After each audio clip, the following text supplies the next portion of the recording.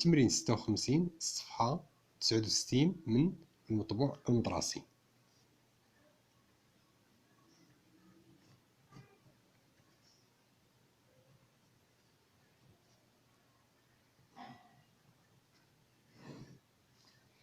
إذن كأول سؤال، سؤال 1 أ، حدد دي دو اف أو دي مجموعة تعريف الدالة.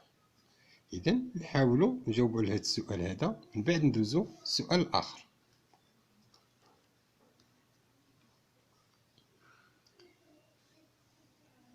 الدالة ديالنا هي اف دو اكس كتساوي اكس،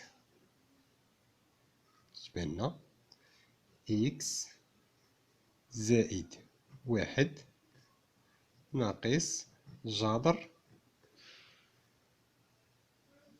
إكس أو كاري ناقص 2 إكس.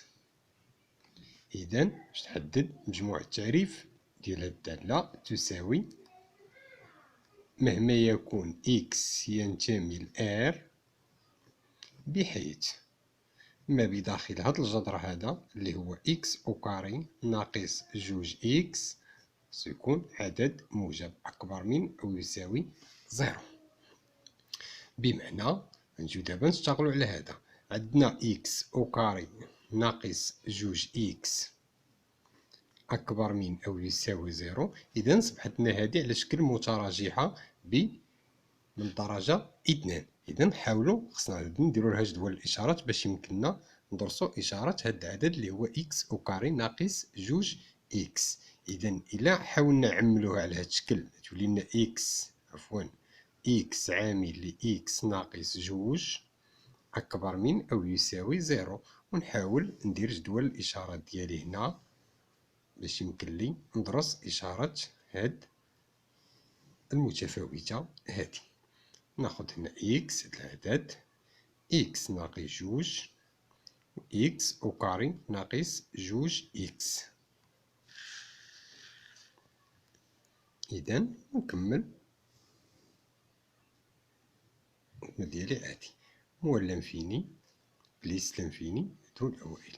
هنا كتنعدم لنا إكس في 0 وهنا كتنعدم لنا إكس في 2.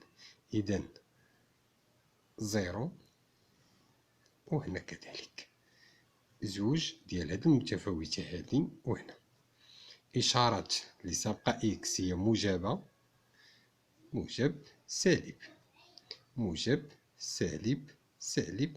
إذا عندي الجداء ديالهم موان موان. إذا هنا هي اللي هي بليس، هنا ناقص وهنا زائد. إذا دي دو اف كتساوي إمتى كتكون أكبر من أو يساوي 0، يعني في هذا المجال وكذا في هذا المجال هذا. إذا نحاول نشتغل عليهم.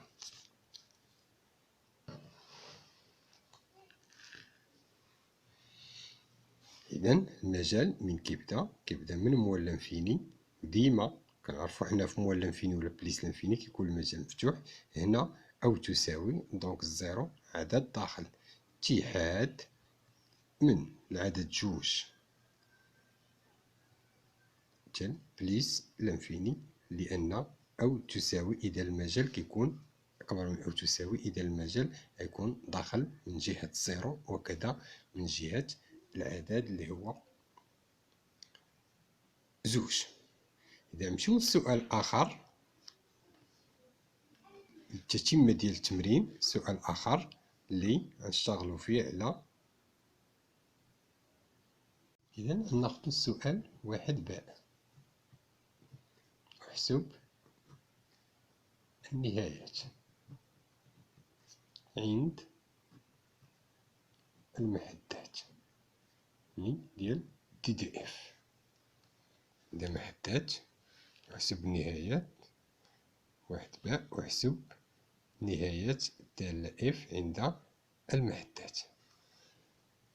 ناخد كأول لدينا عندنا حنا دي دي اف ديال الدالة اللي هي من موال لانفيني حتى 0. هذا سبقنا جاوبنا عليه في السؤال رقم واحد ألف من جوج جيسكا بليس لانفيني. سي بيان. إذا غنحاولو نحسبو الليميت ديال إكس تؤول إلى موال لانفيني، وكذلك غنحسبو الليميت دو إكس تؤول إلى بليس لانفيني. لماذا؟ الزيرو والجوج أعداد داخلة في المجال، إذا تقبل صورة، إذا ليس لها نهاية، أو بصفة عامة تقبل صورة مباشرة. دونك غنحاولو نبداو ليميت دو إكس طون فيغ موال لانفيني ديال إف دو إكس. عندنا الدالة ديالنا هي ليميت دو إكس تؤول إلى ما لا نهاية، إكس زائد واحد ناقص جذر إكس كاري ناقص جوج إكس. بطبيعة الحال عندنا إلا حسبنا الليميت دو إكس تؤول إلى ناقص ما لا نهاية ديال إكس زائد واحد، تعطينا هادي موال لانفيني زائد واحد اللي هي موال لانفيني زائد واحد، كتعطينا هي ناقص ما لا نهاية. ناخدو الليميت ديال إكس تؤول إلى موال لانفيني ديال ناقص جذر إكس كاري ناقص جوج إكس. إذا هاتو معايا، عندنا إكس كاري موال لانفيني، إذا هي بليس لانفيني، موال لانفيني مع الناقص هي بليس لانفيني، وجذر بليس لانفيني هو بليس لانفيني، مي غتلاقى مع هاد الناقص هادي غتعطينا في الأخير هي موال لانفيني. إذا مباشرة نديرو ليميت دو إكس تؤول إلى موال لانفيني ديال إف دو إكس كتساوي هي ناقص ما لا نهاية.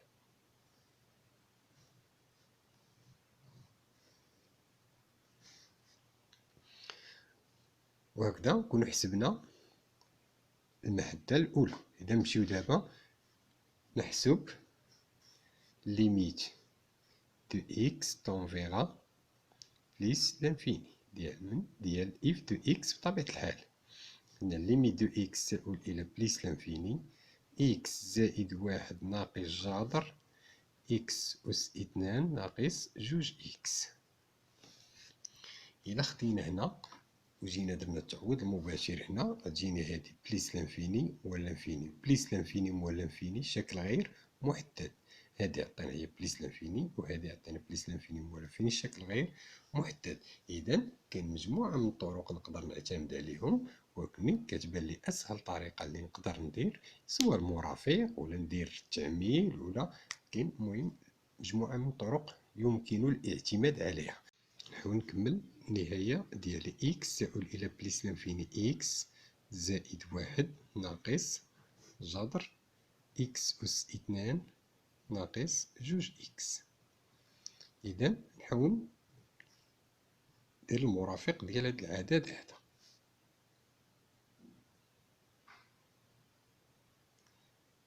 إذا المرافق اللي هو إكس زائد واحد زائد جذر إكس أس اثنان ناقص جوج إكس. إذا كذلك العدد اللي ضربت في البسط كنقسم عليه إكس زائد واحد زائد جذر إكس أس اثنان ناقص جوج إكس. الليميت دو إكس طون فيغا بليس لانفيني، حاول تجيني هادي هي إكس زائد واحد أس اثنان متطابقة هامة ثالثة، هنا جذر إكس أس اثنان ناقص جوج إكس كاري.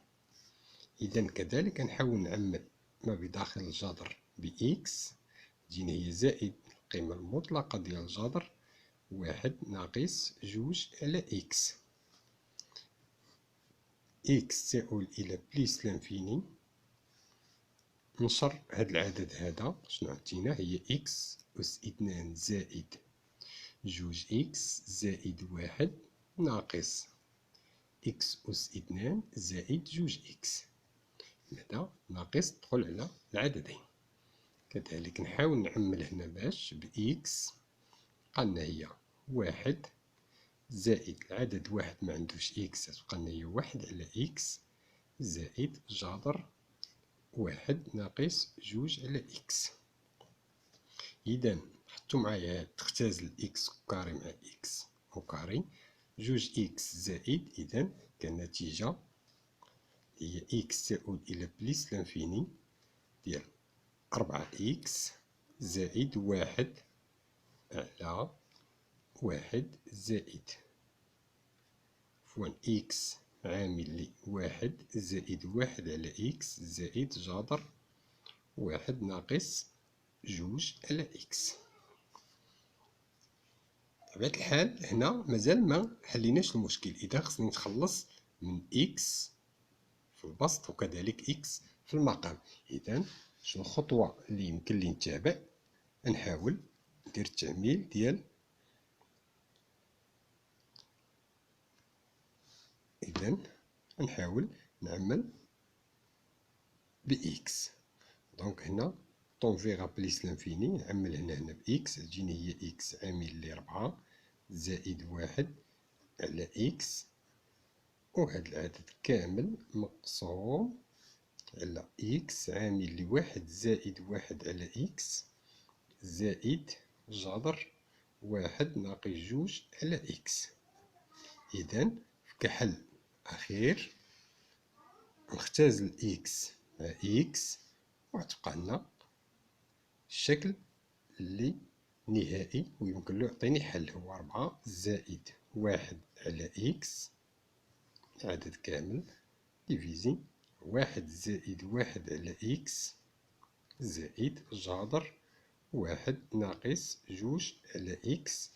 إذا هنا تلاحظوا واحد على إكس يعني واحد على بليس لانفيني يعطيني زيرو، هنا واحد على بليس لانفيني زيرو، هنا واحد على بليس لانفيني زيرو. إذا كنتيجة نهائية نقدرو نحطوها هنا بين قوسين باش تفهموها شنو هي. تجينا هنا تبقى لنا في البسط 4، وهنا في المقام واحد وواحد اللي هي جوج. إذا شحال تجينا النتيجة النهائية؟ هي جوج. إذا ليميت دو إكس طون فيغا بليس لانفيني ديال إف دو إكس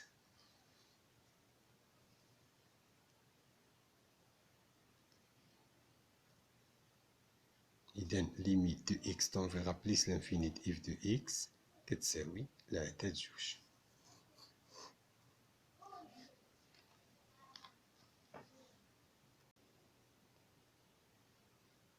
أدرس قابلية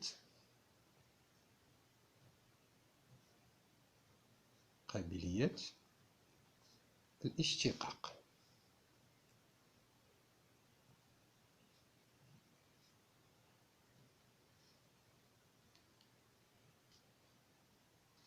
على يمين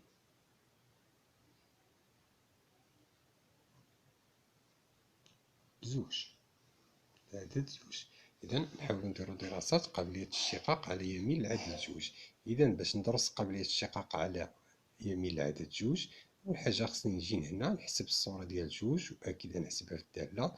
غتجينا هي إكس اللي هي جوج زائد واحد ناقص جذر، يعني كنعوض في الدالة، كنعوض كل عدد إكس بالعدد اللي هو زوج.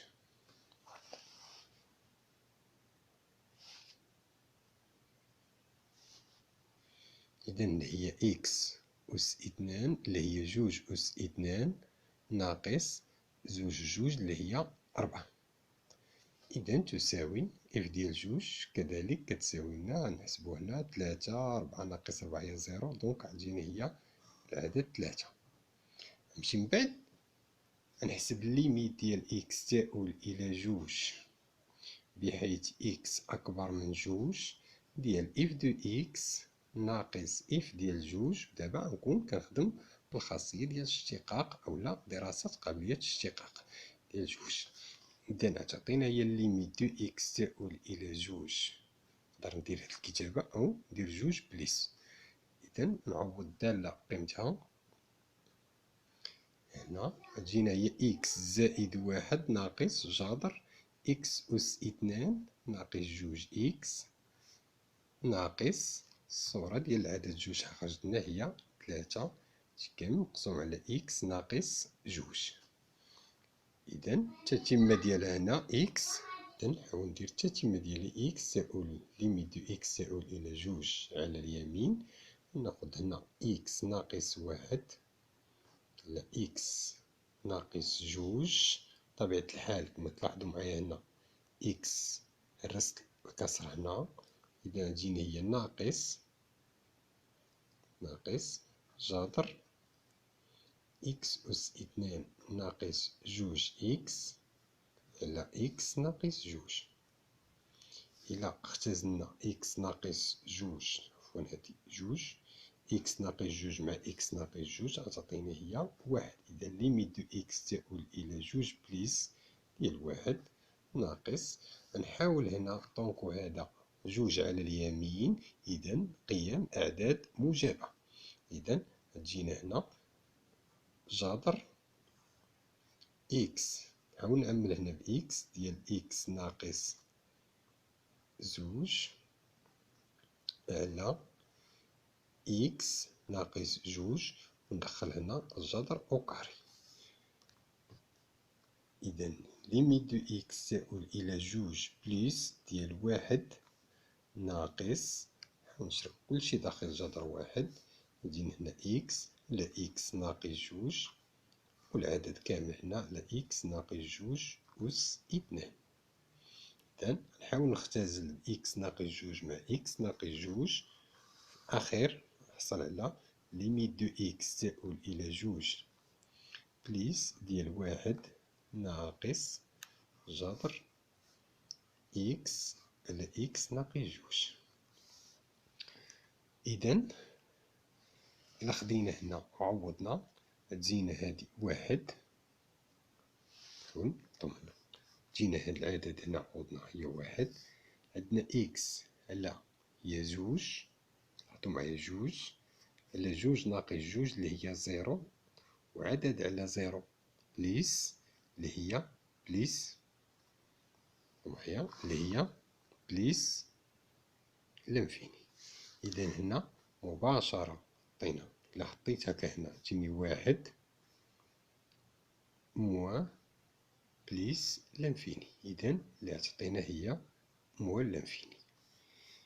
نحاولو نحطو هادي غا بين معقوفتين كتوضيح فقط.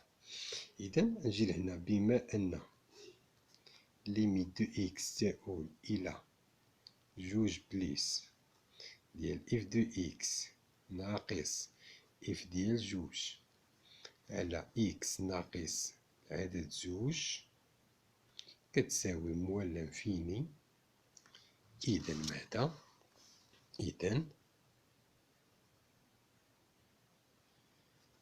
إذا إف غير قابلة للاشتقاق على يمين العدد اثنان. بالنسبة للتأويل الهندسي،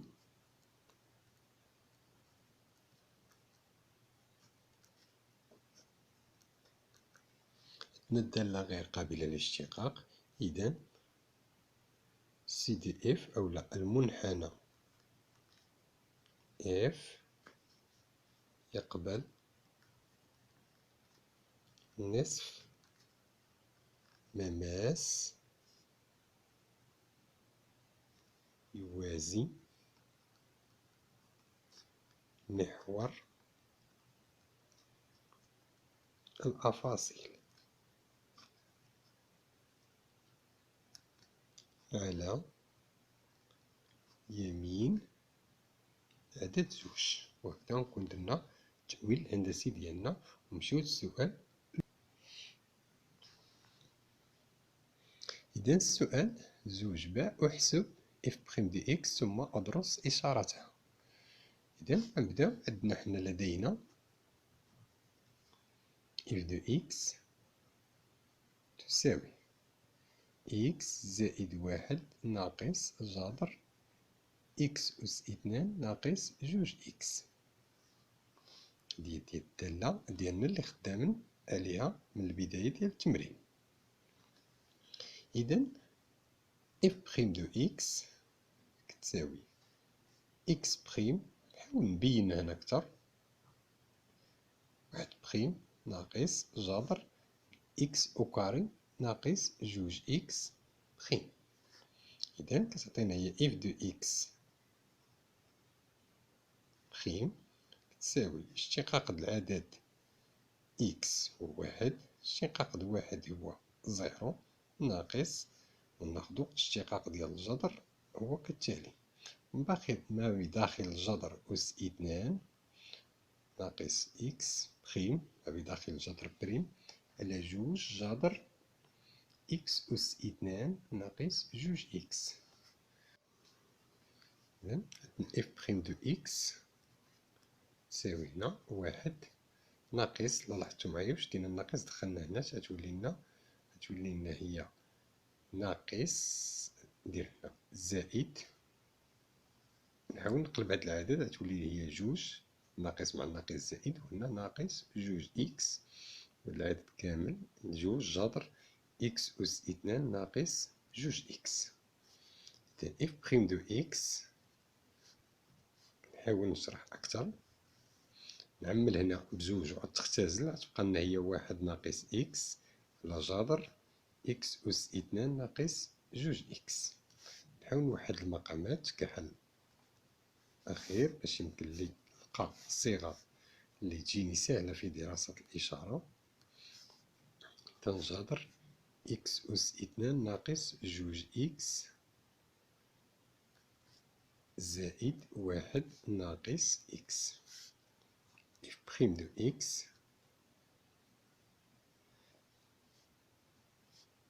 نحاول نزيد واحد إضافة هنا إكس أس اثنان ناقص جوج إكس، نقدر ناخد هنا هي ناقص إكس ناقص واحد، عملت هنا باش عملت بناقص إكس أو كاري ناقص جوج إكس، وهكذا نكون حسبت إف بريم دو إكس ديالي. إذا دراسة إشارة إف بريم دو إكس، هنا عندنا دالة معرفة على المجال مول لانفيني زيرو اتحاد من جوج حتى بليس لانفيني. إذا غنحاول نشتغل على المجال الأول، على المجال مول لانفيني زيرو.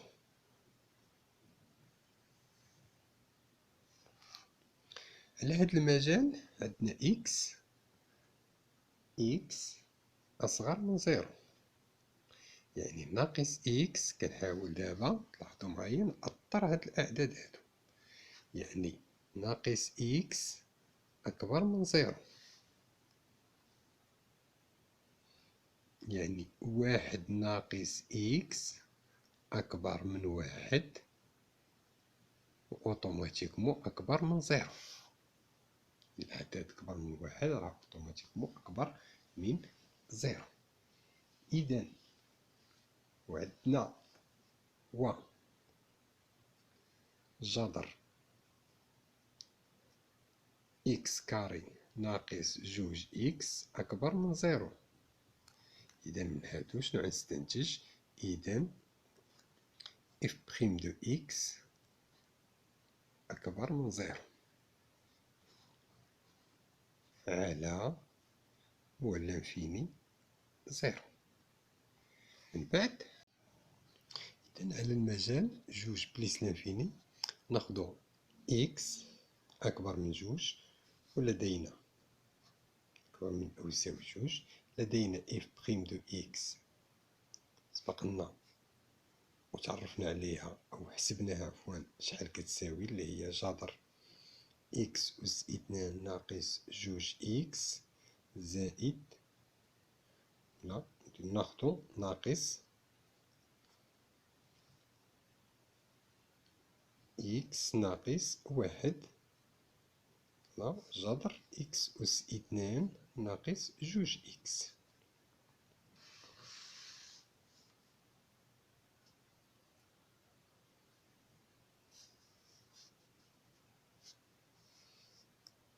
إذا إف بريم دو إكس هنا هاد الشكل هذا يجينا شوية صعيب. إذا إف بريم دو إكس تساوي إكس أس اثنان ناقص جوج إكس زائد واحد ناقص إكس. إذا إف بريم دو إكس تساوي إكس أس اثنان ناقص جوج إكس. إذا نحاول ندير المرافق ديال هاد الأعداد باش نحاول نبسطو باش يجيني أكتر وضوح. ناقص جوج إكس ناقص إكس ناقص واحد جذر إكس أس اثنان ناقص جوج إكس. إذا إلا درت المرافق ديال هاد الأعداد تجينا هي جذر إكس أس اثنان ناقص جوج إكس زائد بين قوسين إكس ناقص واحد وسط القوس ديالي، وكذلك نضرب في نفس العدد اللي هو إكس أس اثنان ناقص جوج إكس زائد إكس ناقص واحد لدى الأقواس. إذا إف بريم دو إكس تساوي جذر إكس أس اثنان ناقص جوج إكس عامل لجذر إكس أس اثنان ناقص جوج إكس زائد إكس ناقص واحد. لاحظ هنا نحاول ندير متطابقة هامة الثالثة وإذا الأس حيد اللي عطيني هي إكس ناقص جوج إكس ناقص بين قوسين إكس أس اثنان ناقص جوج إكس زائد واحد. استعملت المتطابقة الهامة، حاولت نمر شوية بسرعة سبقنا خدمنا بحالها. إذا إف بريم دو إكس تساوي جذر إكس أس اثنان ناقص جوج إكس عامل ل إكس أس اثنان ناقص جذر إكس أس اثنان ناقص جوج إكس زائد إكس ناقص واحد. ناقص مع هاد هادشي مع نحيدو الأقواس تدخل ناقص، دونك هادشي تجينا هي ناقص مشينا كذلك في هادي غتبقى لنا ناقص واحد. إذا لاحظ معايا عدد موجب بداخل الجذر ديما عدد موجب. عندنا إكس أكبر من العدد جوج، دونك أوتوماتيكمون إكس أكبر من ناقص واحد عدد اللي هو موجب. إذا وبالتالي الإشارة هي إشارة ناقص واحد. إذا إف بريم دو إكس أصغر من زيرو على نديرو أصغر من أو يساوي زيرو على المجال، لأن العدد جوج داخل المجال جوج بليس لانفيني. لكن بما أن إف غير قابلة للاشتقاق في جوج دونك نقدرو نقولو إف بريم دو إكس أصغر قطعا من زيرو.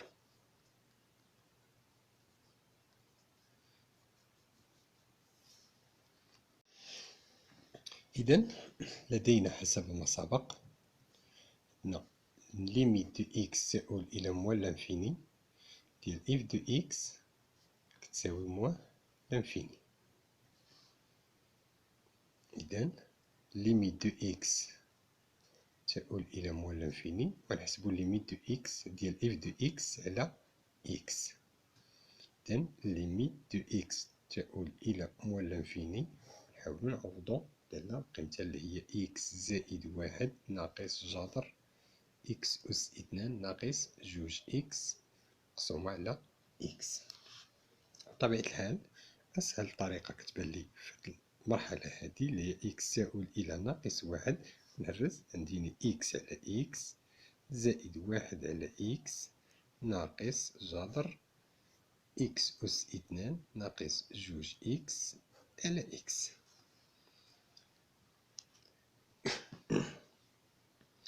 إذا نحاول ناخدها ليميت دو إكس تؤول إلى موان لانفيني إكس على إكس اللي هي واحد زائد واحد على إكس، نقدر نعمل هنا ما بداخل الجذر، يعني نعمل هاد العدد هنا. إذا عتجينا هي ناقص القيمة المطلقة د إكس جذر واحد ناقص جوج على إكس هنا. إكس تؤول إلى موان لانفيني واحد زائد واحد على إكس. عندنا دونك هذا عدد سالب يؤول إلى موان لانفيني، إذا غتولي لنا هي بليس ونختزل إكس مع إكس، غتبقى لنا هي جذر واحد ناقص جوج على إكس. إذا كتساوي ليميت دو إكس تؤول إلى موال لانفيني إف دو إكس على إكس كتساوي لنا بكل بساطة عددنا ناقص هي زيرو، زيرو قلنا واحد، واحد زائد واحد هي جوج. إذا بعد ما خرجنا كيساوي لنا عدد جوج خصنا نزيدو نكملو. عندنا ليميت ديال إكس تؤول إلى موال لانفيني ديال إف دو إكس على إكس ساوتنا العدد اثنان. إذا نحدد ليميت ديال إكس تؤول إلى موال لانفيني ديال إف دو إكس ناقص زوج إكس، يعني هاد العدد اللي خرجنا هنا اللي هو الخارج ديال إف دو إكس على إكس من إكس تؤول إلى ناقص ما لا نهاية. إذا ليميت دو إكس تؤول إلى موال لانفيني، نعوضو الدالة إف دو إكس بالقيمة ديالها اللي هي إكس زائد واحد ناقص جذر إكس كاري موان جوج إكس ناقص هاد العدد هذا اللي هو زوج إكس اللي زدناه هنايا. إذا ليميت دو إكس تؤول إلى موال لانفيني إكس ناقص جوج إكس اللي هي ناقص إكس زائد واحد ناقص جذر إكس أس اثنان ناقص جوج إكس. مزيان.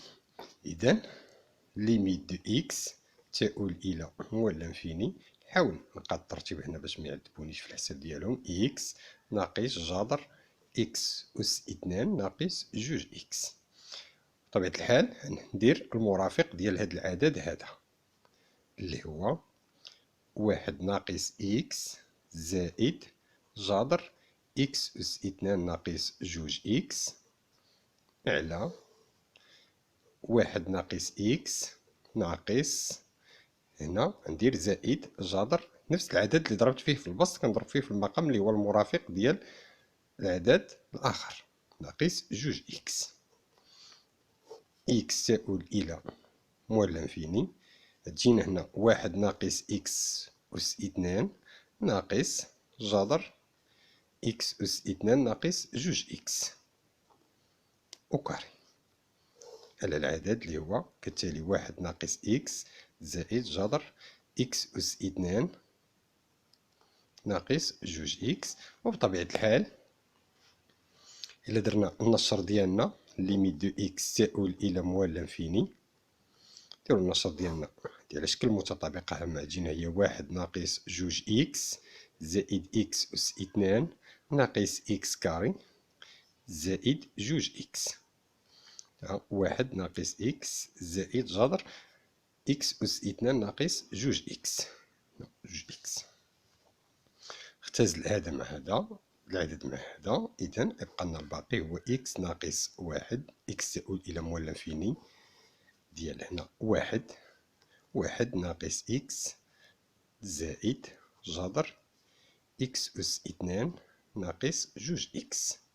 وبطبيعة الحال إلا خدينا موال لانفيني والناقص هي بليس لانفيني، موال لانفيني أس اثنان هي بليس لانفيني، إذا غتحاول تخرج لنا من هنا. إلا درنا التعويض المباشر غنحصلو على بليس لانفيني. كذلك هنا موال لانفيني والناقص هي بليس لانفيني، وعاد جينا في الأخير اللي هو عدد على بليس لانفيني بطبيعة الحال كيعطينا زيرو.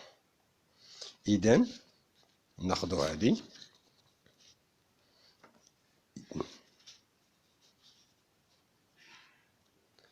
ليميت دو إكس طونفيغا موال لانفيني ديال إف دو إكس ناقص زوج إكس كتساوي زيرو. هذا هي النتيجة النهائية اللي حصلنا عليها من حساب هاد النهاية هادي. إذا هنا في هاد الحالة هادي نجيو نديرو بما أن ليميت دو إكس طونفيغا موال لانفيني ديال إف دو إكس ناقص جوج إكس إيكال زيرو، إذا سي دو إف يقبل مقارب مائل معادلته إكريك كتساوي جوج إكس بجوار واللانفيني. كنكونو بينا أن الدالة تقبل مقارب مائل بجوار لانفيني.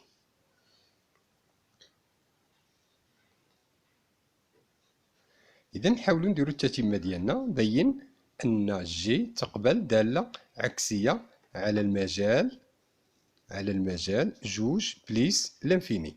إذا نحاولو نبينو أن الدالة جي تقبل دالة عكسية على مجال جوج بليس لانفيني، بحيث هاد الجي هادي وندور رقم التمرين في مطبوع مدرسي هي قصور الدالة اف على المجال جوج بليس لانفيني. إذا أول شرط اللي خصنا نعرفوه هو الاتصال. نشوفو الدالة واش متصلة. حنا عندنا بما أن جي قصور الدالة اف على المجال زوج بليس لانفيني، وعندنا الدالة اف متصلة على المجال جوج بليس لانفيني. لماذا؟ لأنها معرفة على هذا المجال، وحنا كنعرفوا بلي كل دالة متصلة على مجموعة تعريفها، وبالتالي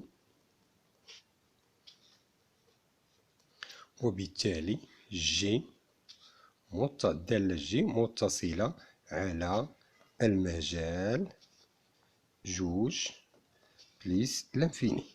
إذا الشرط الأول اللي هو الاتصال جاوبنا عليه. دابا نمشيو باش تكون تقبل دالة عكسية خصها تكون تحقق الشرطين، متصلة وكذلك خص الدالة تكون رتيبة قطعا.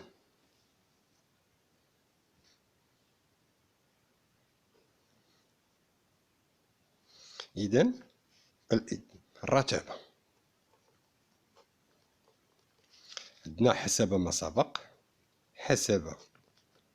سبق اف بريم دو اكس أصغر من زيرو على المجال زوج بليس لانفيني. إذا اف تناقصية قطعا على زوج بليس لانفيني. ماشي مبغيناش نعاودو نكتبو ما نكتبوش. وبالتالي جي تناقصية على العدد جوج المجال جوج بليس لانفيني. إذا من بعد ما تحققوا لنا الشرطين اللي هما الشرط الأول الاتصال، يعني الدالة متصلة على مجال اللي هو جوج بليس لانفيني، كذلك عندنا الشرط الثاني اللي هي رتيبة قطعا. إذا جي تقبل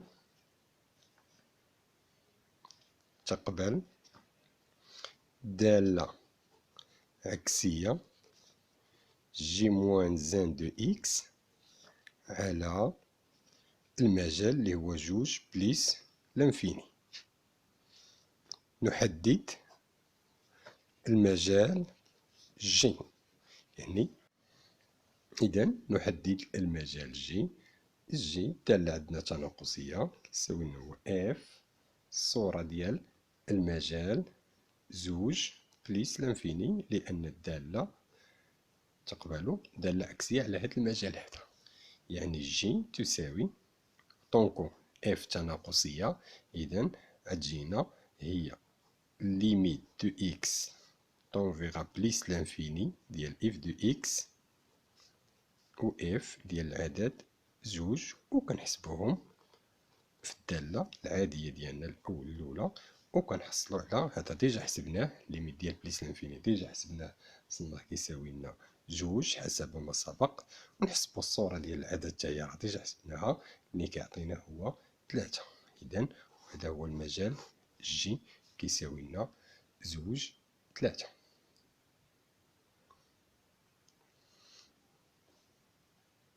إذن نحاولو نديرو الأنشئ جي موان زان دو إكس في نفس المعلم. بطبيعة الحال غنكونو خدامين في معلم واحد، غنحاولو ننشئو فيه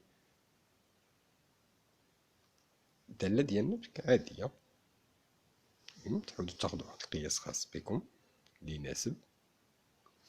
هنا إكس إكريك.